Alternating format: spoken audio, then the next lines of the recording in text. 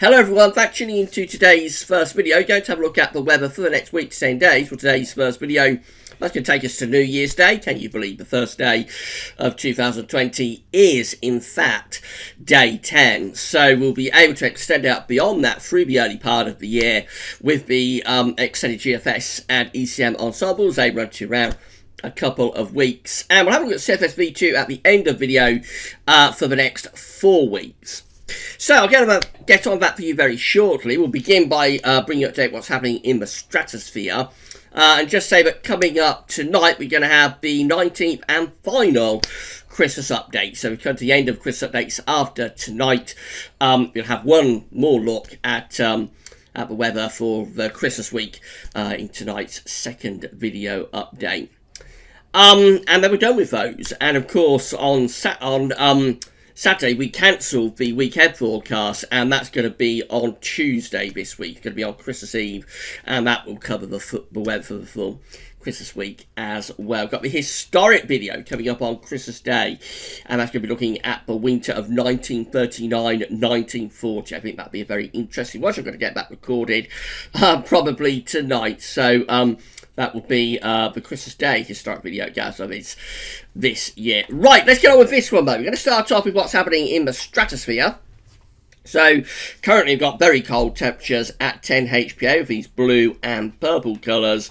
I've got a little bit of warming around the edges, and this is for the 30th of December, by the way, from the GFS at Meteo Seal. So, we've got a little bit of warming around the edges of the Arctic in the stratosphere. However, over the top of the North Pole, we've got those cold temperatures with the blue and purple colours. So as we run through, we're looking for a sudden stratospheric warming, of course. And as we run through, we do see a bit of a warming over Siberia and on the edge of the Arctic. However, this is not a sudden stratospheric warming. The GFS today is backing away from that sudden stratospheric warming that it's going for yesterday through the first week of January. So that's not to say it's not going to happen, but certainly the GFS has backed off from the idea compared to what it was showing yesterday. This is always a problem with charts that are and data that's 2 weeks away, very unreliable in the unreliable time frame of the model. And so you do expect these swings to be taking place in the data and the model output. So it may come back. We may see the GFS returning this sudden stratospheric warming signal for the first week of January. But at the moment, today, the GFS extended range is backing away from it. However, I did see this tweet from our good friend Michael Ventris, who works for Weather Services International. Michael tweeted this on, I think it's the 20th of December, 20th of December, a couple of days ago. Here it comes, and it's showing a sudden stratospheric warming being forecast by the ECMWF in its extended range. This is the ensemble mean for 360 hours in terms of the temperature at 10 HPA. You can see that very intense red and white colour there. That is a sudden stratospheric warming being forecast by the ECMWF over Siberia on the 4th of January. So the ECM has also been playing with this. We remember with the operational ECM, we can only go up to day 10. Unfortunately, to 10 days away. We can't extend out beyond that for the operational ECM. And a lot of the data, in terms of the ensemble data, we're not able to see, unfortunately. But it appears that a couple of days ago, anyway, the ECM ensembles were forecasting, the ensemble mean was forecasting a sudden stratospheric warming in the first week of January, along the lines of what the GFS has been playing with. Mike Venture hasn't tweeted any more about this, so whether the ECM has backed away from that idea in the last couple of days, I'm not sure.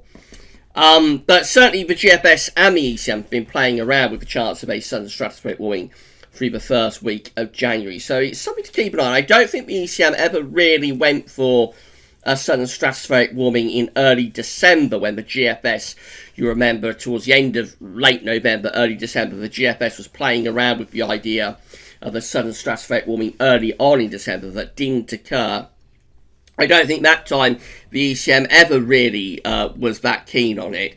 But this time, it looks like the ECM is also playing around this idea of sudden stratospheric warming over Siberia through the first week of January. So it may be something important for the fate of this winter, or it could be that the ECM is already backing away from that, as we see the GFS is doing so today. But obviously, we'll be keeping you updated over the next few days about whether the models do start to pick up on a sudden stratospheric warming through the early part of January.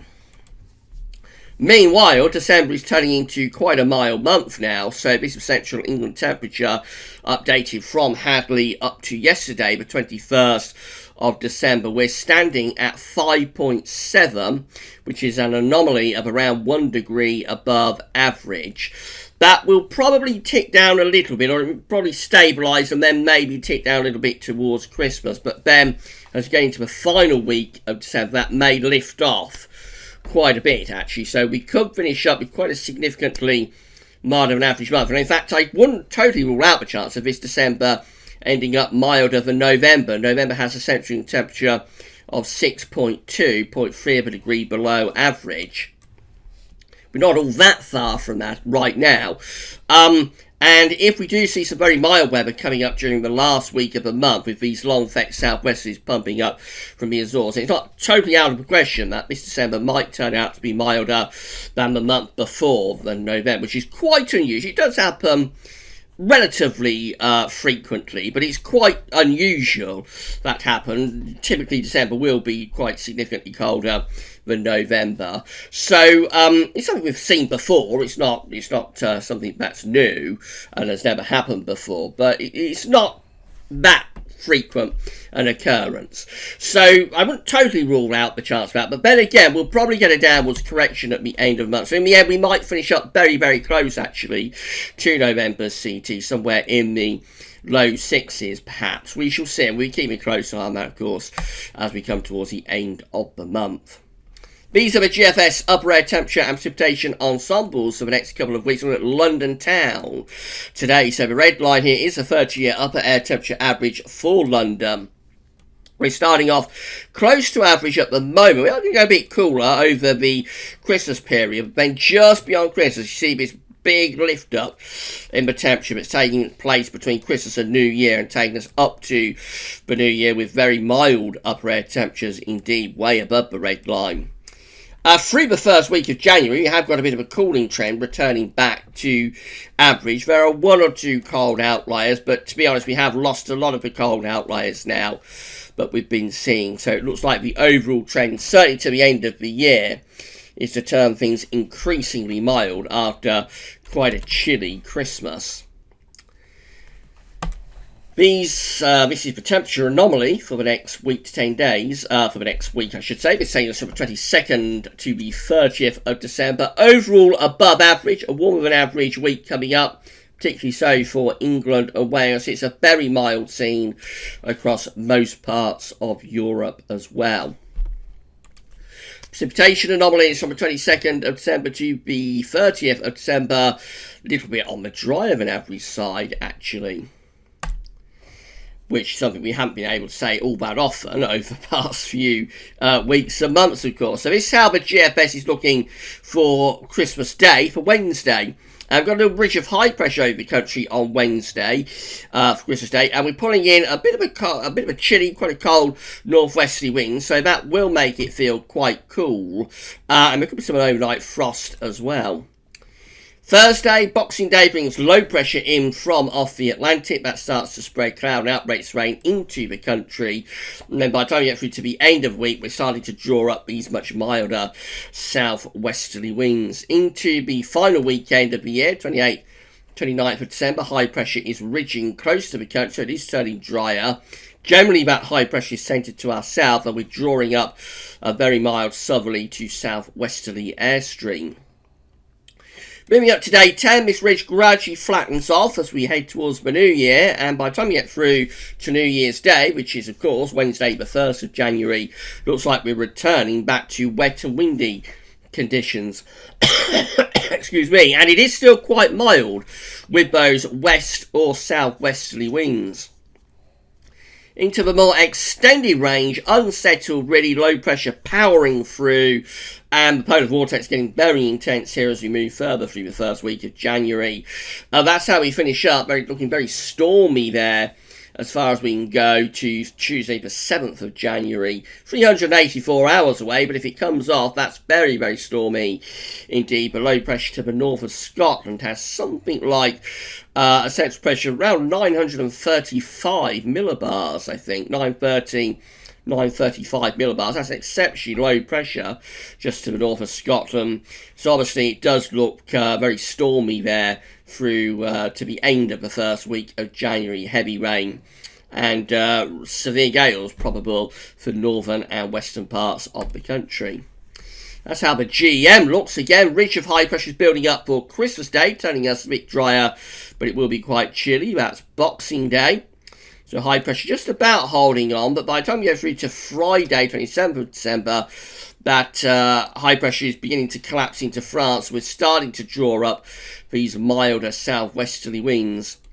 Then in the extended range, we turn very mild as we start to move towards day 10. So this is Sunday, 29th of December, a week away. High pressure only centred over Germany, and the winds are coming up from the south. Now, how mild that is, I'm not sure, because if you follow the isobars back, actually the air is coming around the ridge and pushing northwards like that. So it's not like we're drawing the air up from sort of the Azores.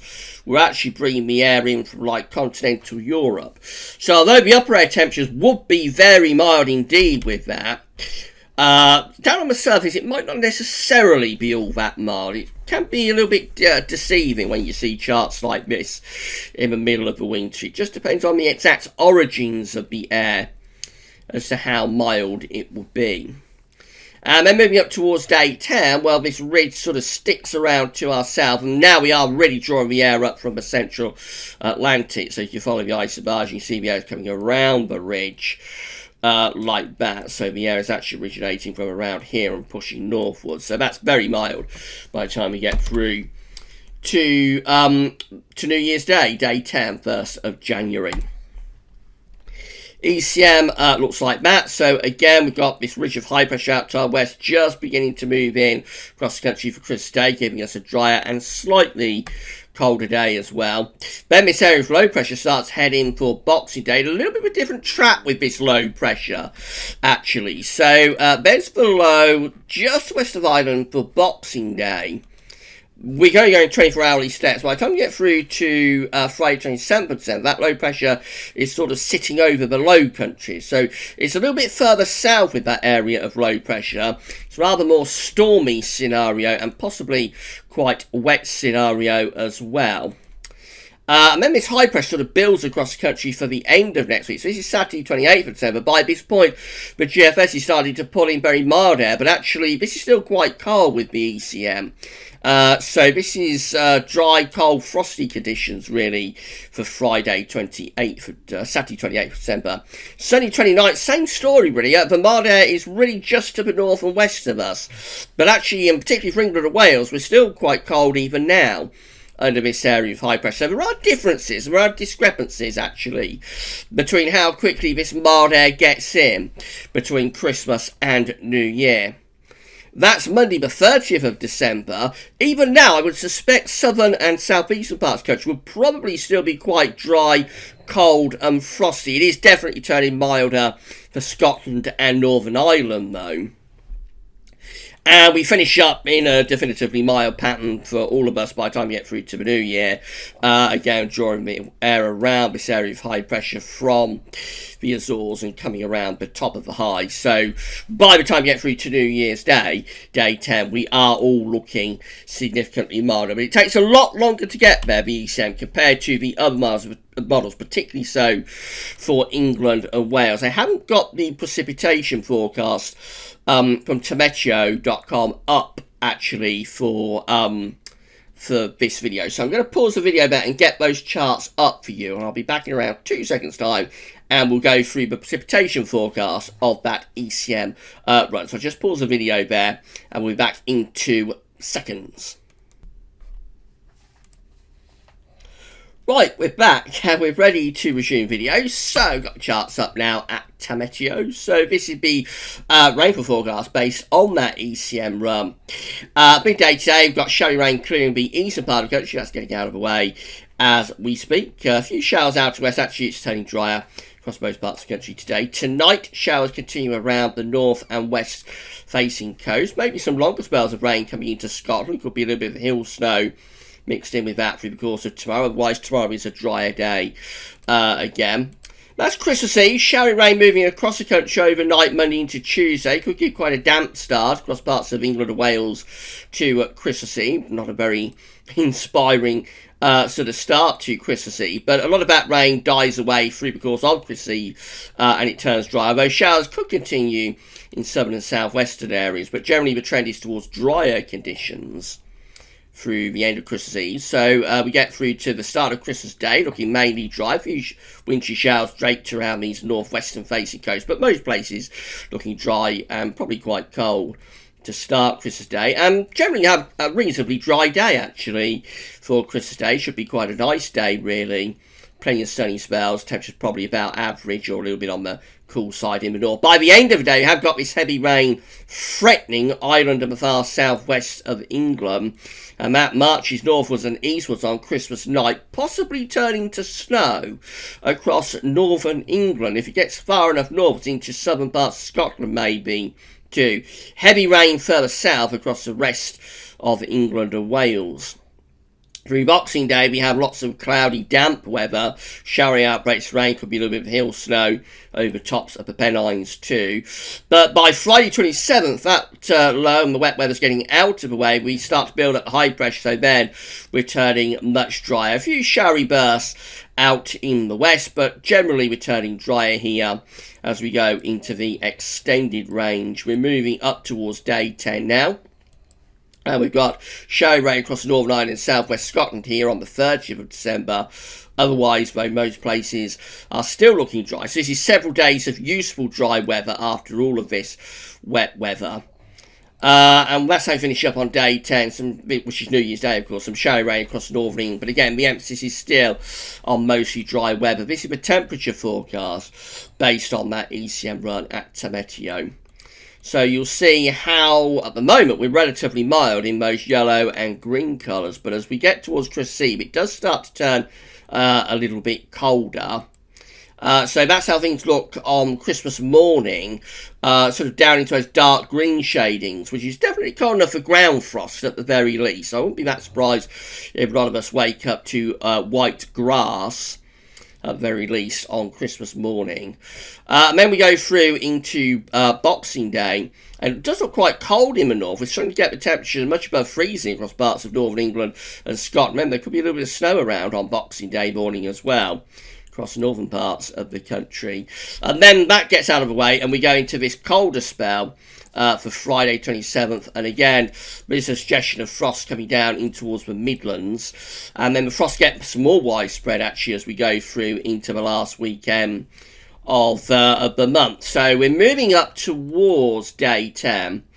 This is going to be 29th of December. We still have actually frosty nights continue, so it is taking its time to get that milder air in between Christmas and New Year, as we saw on the generic ECM charts. It is keeping the high pressure centre closer to the country really, all the way up towards New Year's Eve. Eventually it does start to turn milder though by the new year. We lifted the temperature up, but definitely the ECM is slower in introducing those milder winds from the southwest. These are the options that we have on the table within the ECM ensemble today for day 10, which is the 1st of January. 27 members of the ECM ensembles have high pressure just out to our west and bringing in this sort of quite mild west-northwesterly flow. 24, including the control and the operational run, have the high pressure centred pretty much over the top of the country on New Year's Day, still looking mostly dry, but mild. The air is coming in around the top of the high from the middle of the Atlantic. In 2 weeks' time, these are the options that we've got. This is for the 6th of January. 20 members of the ECM ensembles with low pressure to the east of us, high pressure out to the west. Quite cold and showery with those, bringing in a bit of a northwesterly to northerly type flow, but 18 with low pressure to the north and high pressure to the south. That's a milder west-southwesterly flow. And then 13 with, again, low pressure to the north, high pressure in the middle of the Atlantic. That's generally quite a mild flow too. So the east ensembles are probably favouring quite mild conditions to continue towards the end of the first week of January. But there is a minority option, 20 significant minority really, that looks a little bit colder and more unsettled. Finally, the CFS V2. So these are 500 millibar heights that have been broken down into weekly periods. The first weekly period will take us from the 22nd to 28th of December. The coming week has low pressure out to the west-northwest, high pressure centred to our south, and some northern blocking as well. But generally, we're quite mild, bringing the winds in from a west or southwesterly direction. Week 2 is the 29th of December to the 4th of January. High pressure pulls out towards the middle of the Atlantic. Low pressure is sinking through northern parts of Europe, perhaps lining up the air or the jet stream and the wind direction from kind of a west to northwesterly type flow. I think overall still quite mild though, running into the early part of January. That's week 3. It's the 5th to the 11th of January with low pressure bands sinking through Central Europe, high pressure pulling further away from us into the middle of the Atlantic. That could well be turning things quite a lot colder there. And maybe even for eastern parts of the country, a little bit on the wintry side. It's not a freeze up, but it certainly would be quite a bit cold, I would have thought. And then we go through to week 4, which is the 12th to the 18th of January. Trough of low pressure then is centred across the west of Europe. We've got heights rising to the north, and this could be quite cold and wintry potentially as we're moving into the middle part of January. So today, it's probably an outlier within the CFS data, but today the CFS is actually turning things potentially colder and more wintry as we go into the middle of January. Could it be that the CFS is also picking up on the potential for a sudden stratospheric warming through the early part of January, and that explains the shift there that takes place as we move towards the middle part of January, something that looks rather colder and more wintry? It's possible that it is. It's possible that that's what's going on there. But again, we know that today the GFS is backing away from that sudden stratospheric warming potential. And we also know that even if you get a sudden stratospheric warming, it doesn't guarantee that you're going to get northern blocking and cold weather from it, as we saw last winter, when we did have a big warming of the stratosphere in December, around this time last year, actually, around Christmas. That didn't result particularly in a tropospheric response in northern blocking. Much colder conditions. But it's interesting what CFS is showing there. As I say, it's probably an outlier within the CFS data. We'll have another look at the CFS weeklies tomorrow. I suspect it will be back to normal, back to business as usual with southwesterlies and westerlies. But we shall see. Right, we'll be back this evening with your 19th and final Christmas update. I did have 25 Christmas updates penciled in, but due to having to take quite a few days off of the flu earlier in the month, we are a little bit short on the Christmas updates this year, but we've done another thing anyway. I hope you've enjoyed them, and we'll have the 19th and final Christmas update coming up for you tonight. But that's all for now, and thanks for watching.